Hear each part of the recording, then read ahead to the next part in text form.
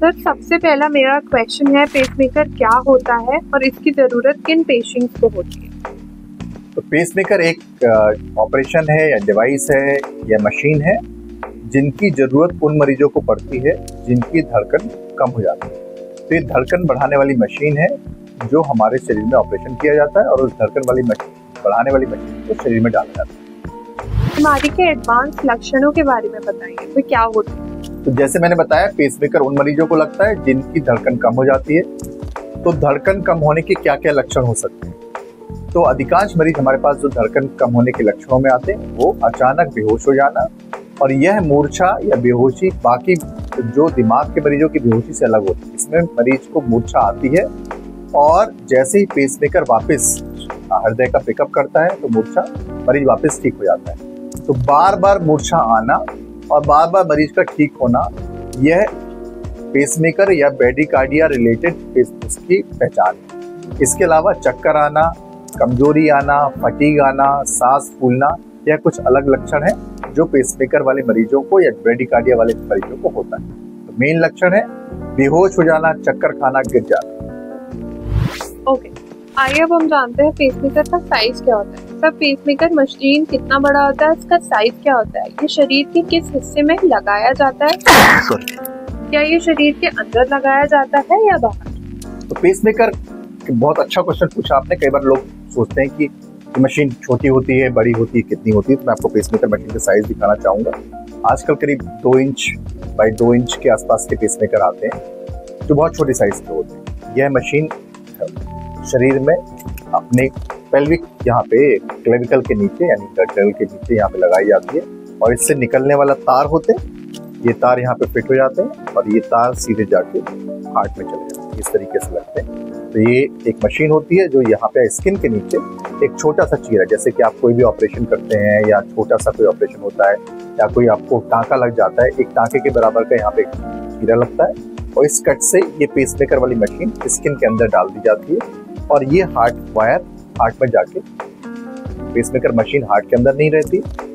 हालांकि कुछ नई मशीनें आई हैं जो अब हार्ट के अंदर भी छोटी मशीनें और जाती हैं। कैप्सूल के साइज के पेसमेकर भी अब आ गए हैं, बट ये सबसे कॉमन पेसमेकर है और इस साइज के पेसमेकर होते हैं, बाहर से बिल्कुल भी नहीं। क्वेश्चन है, पेसमेकर मशीन काम कैसे करती है और ये धड़कन को कैसे बढ़ाती है? तो ये आपने देखा, this is nothing but a battery. जैसे कार की बैटरी होती है आपकी या बाकी बैटरी होती है, इस बैटरी का काम है धड़कन रिलीज करना। तो ये आपकी स्किन के नीचे जो बैटरी लगी हुई है, इसका काम है धड़कन बढ़ाना, और इस तार के थ्रू ये हार्ट में टच करती है।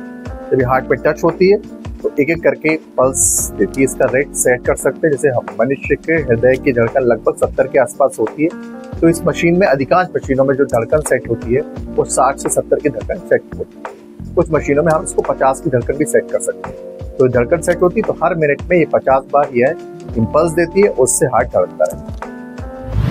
सर पेसमेकर के क्या कुछ प्रकार होते हैं, अगर हाँ तो वे क्या होते हैं? तो जैसे मैंने आपको दिखा रहा हूँ कि पेसमेकर एक तार वाला हो सकता है, इसी के नीचे अगर दूसरा तार लगा दिया जाए तो 2 तार वाला हो सकता है। तो हार्ट के 2 खाने होते हैं, एक आलिंद होता है, एक निलय होता है। आलिंद मतलब एट्रियम, ऊपर वाला हिस्सा हार्ट का, निलय मतलब वेंट्रिकल मतलब नीचे वाला हिस्सा हार्ट का। तो अगर हम दोनों हिस्से के हार्ट को एक साथ धड़काना चाहते हैं तो हमको डबल चैम्बर पेसमेकर या द्विकक्षीय पेसमेकर या ऐसा पेसमेकर जिसमें 2 तार लगे होते हैं लगाना होता है। जबकि अगर हमको प्रोसीजर कम समय में कंप्लीट करना है, छोटा पेसमेकर लगाना है, तो सिंगल तार वाला पेसमेकर लगा सकते हैं। क्या फर्क है दोनों में? जैसे मैंने बताया, डबल चैम्बर पेसमेकर में थोड़ा साइज बड़ा होता है, आधा इंच बड़ा होगा।